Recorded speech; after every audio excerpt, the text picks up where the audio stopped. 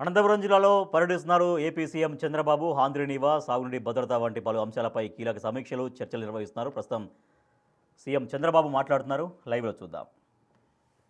శ్రీకాకుళంలో వంశధార పైన దీనిపైన తొందరలోనే నోటిఫికేషన్ వచ్చింది. అక్కడ కూడా దాన్ని పూర్తి చేస్తాం. అదే మరిగా పల్నాడులో వరికపూడి శిలను పూర్తి చేస్తాం. ఏలూరులో పెండింగ్ ఉండే చింతలపూడి లిఫ్ట్ ఇరిగేషన్ పూర్తి చేస్తాం.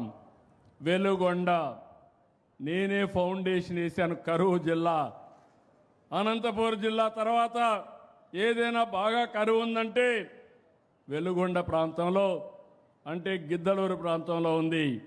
అందుకని దాన్ని ఈ సంవత్సరం పూర్తి చేసి వెలుగొండ ద్వారా ఈ యొక్క ప్రకాశం మార్కాపూర్ జిల్లాకు నీళ్ళిచ్చే బాధ్యత తీసుకుంటామని చెప్పి నేను మీకు తెలియజేస్తున్నా.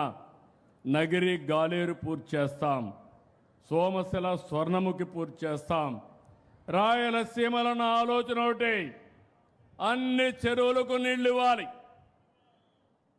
అదే మరిగా ఎక్కడికక్కడ భూగర్భ జలాలు పెంచాలి. అందుకే మీరందరూ సహకరిస్తే నేను ఒకటే కోరుతున్నా, మనలో కూడా ఆశ ఎక్కువ పెరిగిపోయి చెరువుకు నీళ్ళు వచ్చే సప్లై ఛానల్స్ అన్నీ పూర్తి చేశారు, ఆపుకున్నారు, నీళ్లు రానియకుండా చేశారు. నిన్న అనంతపురం మన అన్నమయ్య జిల్లాలో చాలా బాగా చేశారు కలెక్టర్ గారు. ప్రజలందరినీ సమీకరించారు. ఒక వాగు ఉంది, ఆ వాగు మీద కొన్ని చెరువులు ఉంటాయి. అక్కడి నుంచి ఆ చెరువులు నిండే పరిస్థితి వచ్చినప్పుడు ఆ వాగు నుంచి ఇంకొక వాగుకు మళ్ళిస్తే దాని కింద ఉండే చెరువులన్నీ నిండుతాయి. దీనివల్ల మంచి ఫలితాలు వచ్చాయి. అనంతపురం జిల్లా కలెక్టర్కి ఆదేశాలు ఇస్తున్నా, ఈ సంవత్సరం మీరు కష్టపడి పనిచేసి ఈ జిల్లాలో అన్ని వాగులు, వంకలు, రివర్లన్నీ కూడా అనుసంధానం చేసే బాధ్యత మీదని కలెక్టర్కి ఆదేశాలు ఇస్తున్నా. దీనికి సాగునీటి సంఘాలున్నాయి. 6047 సాగునీటి సంఘాలున్నాయి. 267 డిస్ట్రిబ్యూటరీ కమిటీస్ ఉన్నాయి. 58 ప్రాజెక్టు కమిటీలు ఉన్నాయి.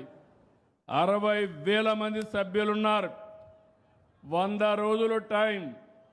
అందరినీ కోరుతున్నా, మీరు మీ యొక్క పొలానికి పోయే నీళ్లు, పొలాలకు పోయే నీళ్లు, కాలువలన్నీ పూర్తి చేయాలి. డ్రైన్లు పూర్తి చేయాలి. ఎక్కడ కూడా వర్షం ఎంత పడినా పంట ముంపుకు గురి కాకూడదు. చివరి భూమికి నీళ్ళు ఇచ్చే పరిస్థితి మీరు తీసుకోవాల్సిన అవసరం ఉంది. రైతులకు అందరికీ విజ్ఞప్తి చేస్తున్నాను. నేను అనేక ప్రయోగాలు చేశాను.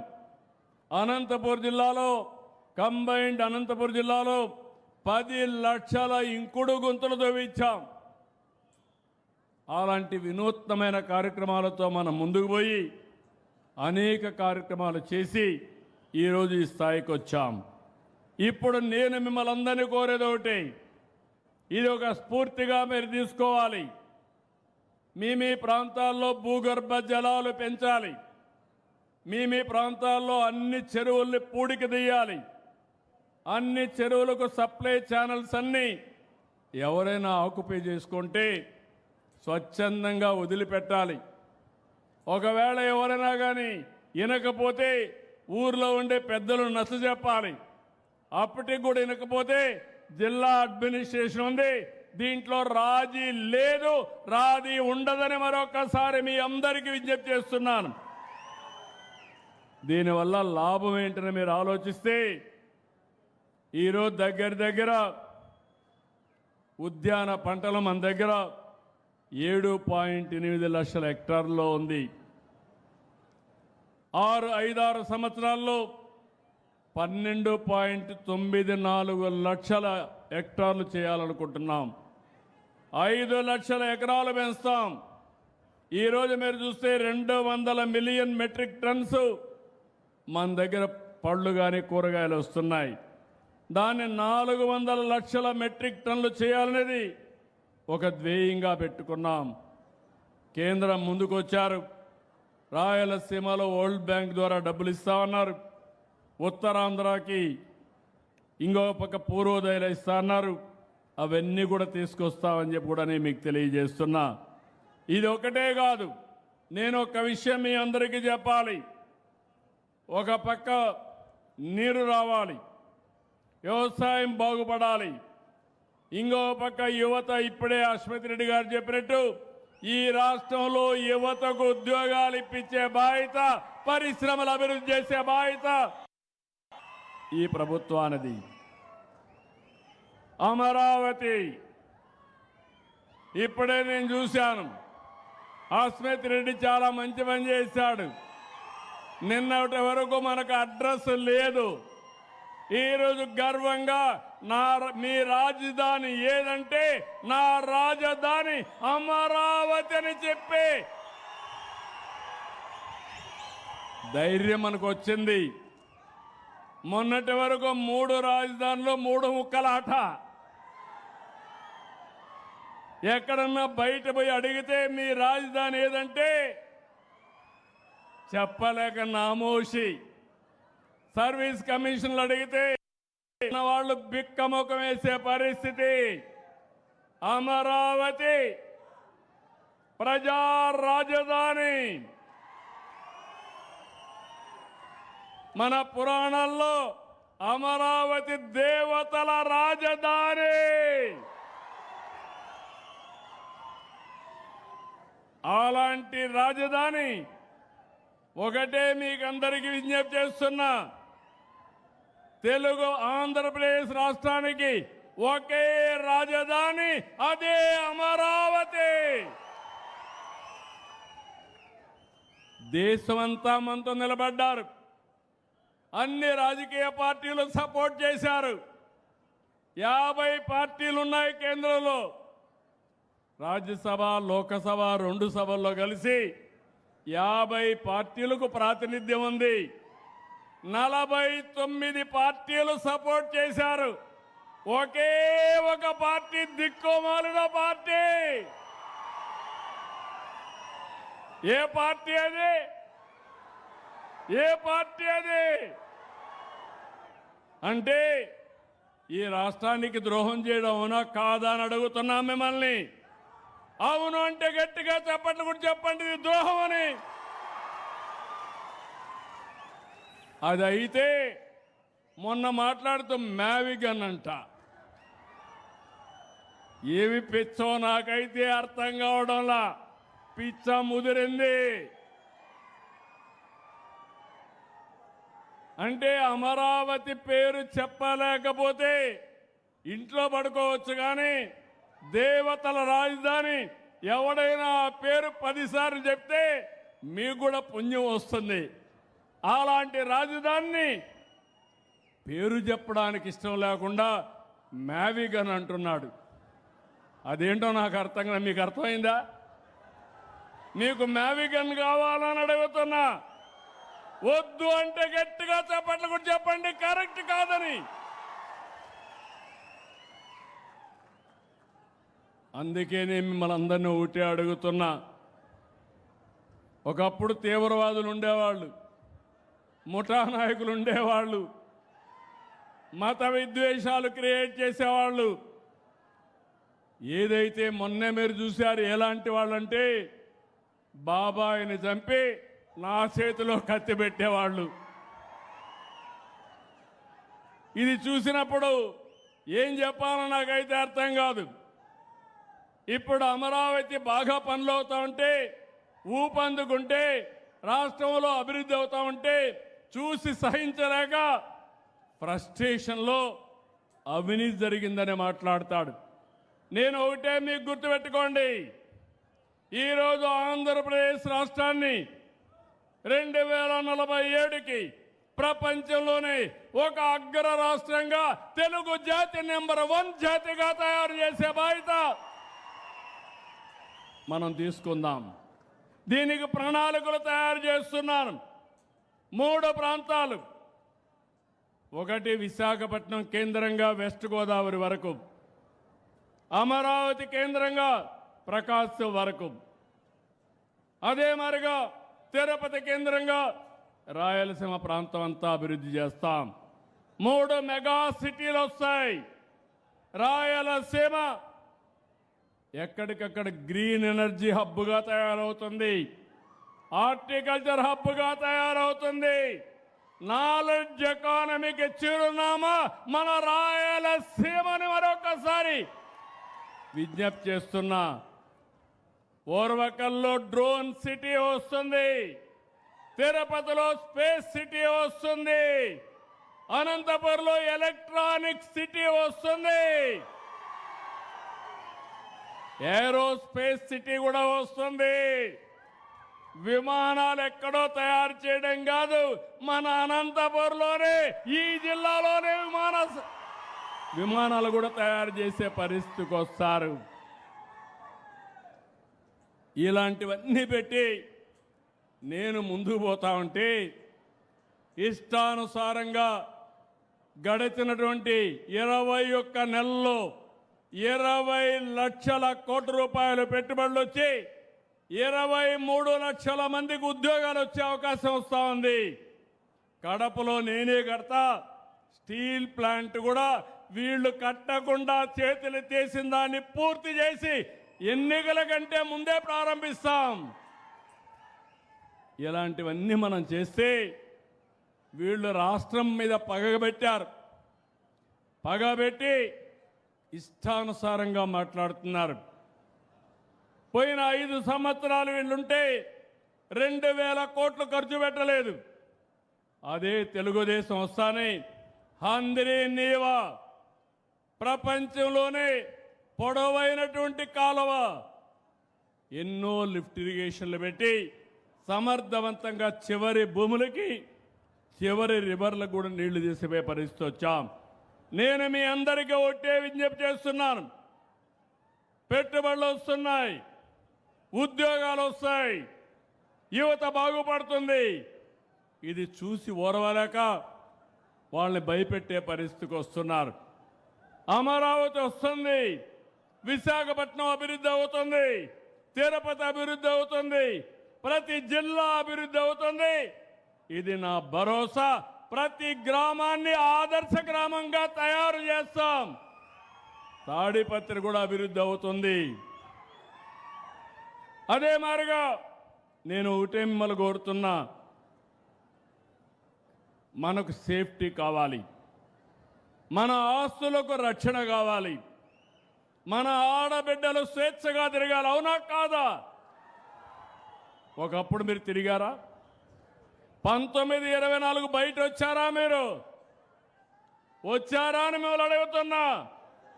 ఈరోజు నేను గ్యారంటీ ఇస్తున్నా, మా ఆడబిడ్డల జోలుకి ఎవరైనా వస్తే అదే చివరి రోజు మీకు. ఖబర్దార్, జాగ్రత్తగా ఉండండి.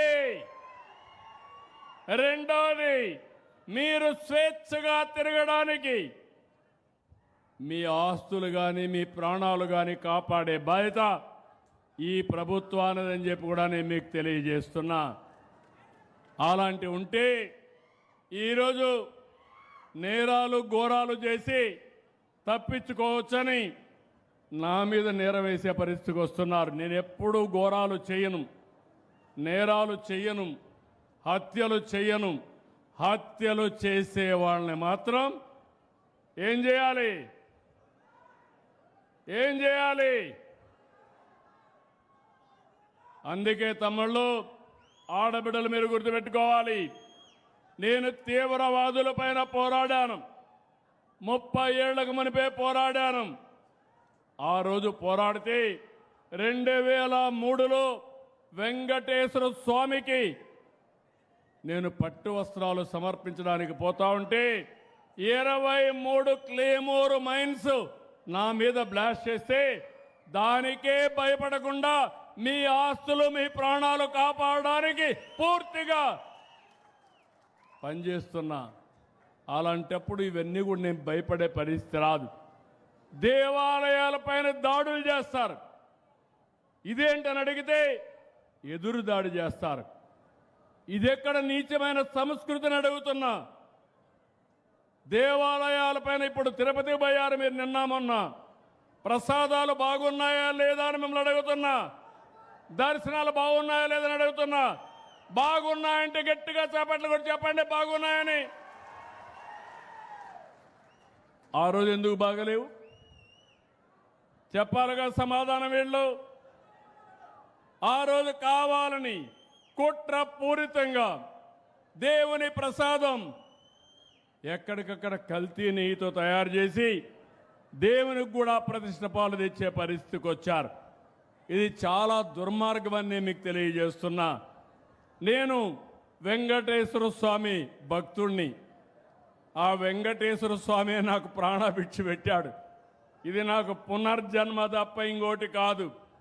నేను చాలా స్పష్టంగా అందరూ చెప్తున్నా, వెంకటేశ్వర స్వామికి అప్రతిష్ట పాలు తెచ్చే పరిస్థితి రానియను. ఎవరైనా చేసినా వదిలిపెట్టనని మరొక్కసారి మీ అందరికీ తెలియజేస్తున్నా. కాబట్టి మీరందరినీ కోరుతున్నా, ప్రజలందరూ కూడా ఐకమత్యం కావాలి. జలసిరితో రాష్ట్రంలో జలధారతో రాష్ట్రంలో ప్రతి ఎకరా భూమికి జలహారతి ఇవ్వాలి. నేను ఈ మాట వాడుతున్నాను. జల ధార ఎక్కడికక్కడ ఉండే నీళ్లన్నీ ఉపయోగించుకొని ప్రతి ఎకరాకు జలహారతి ఇవ్వగలిగితే దానికంటే గొప్ప విషయం ఇంకోటి ఉండదు. నేను 30 ఏళ్ళు కష్టపడ్డాను. ఇప్పుడు హామీ ఇస్తున్నా, నాకు కూడా ఒక నమ్మకం వచ్చింది. అన్ని ప్రాజెక్టులు పూర్తి అవుతాయి. మైక్రో ఇరిగేషన్ పోతాం, నీటిని పొదుపు చేస్తాం, నీటిని సమర్థవంతంగా ఉపయోగిద్దాం. నేను మీకు అండగా ఉంటా, మీరు నాకు తోడుగా ఉండి పూర్తిగా సహకరించమని మిమ్మల్ని అందరినీ కోరుకుంటున్నా. రెండో విషయం కూడా మీకు చెప్పాలి. ఇక్కడికి వచ్చినప్పుడు అధికార యంత్రాంగం ఇక్కడ ఉన్నారు. ఇక్కడ ఉండే అధికారులందరినీ కోరుతున్నా, మీరందరూ కూడా జిల్లా అధికార యంత్రాంగం ఉన్నారా? కాన్స్టిట్యున్సీ వాళ్ళు ఉన్నారా లేరా? ఉన్నారా? ఉంటే మీరు కలెక్టర్ కోరుతున్నా, ఇక్కడ ఉండే వాళ్ళందరినీ కోరుతున్నా. ఈరోజు నేను అన్నీ కూడా చూశాను.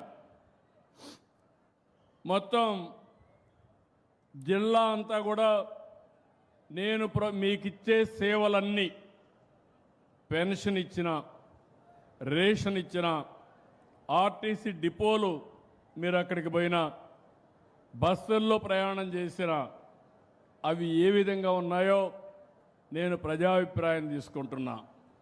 టెక్నాలజీ కూడా ఆడిట్ చేస్తున్నా.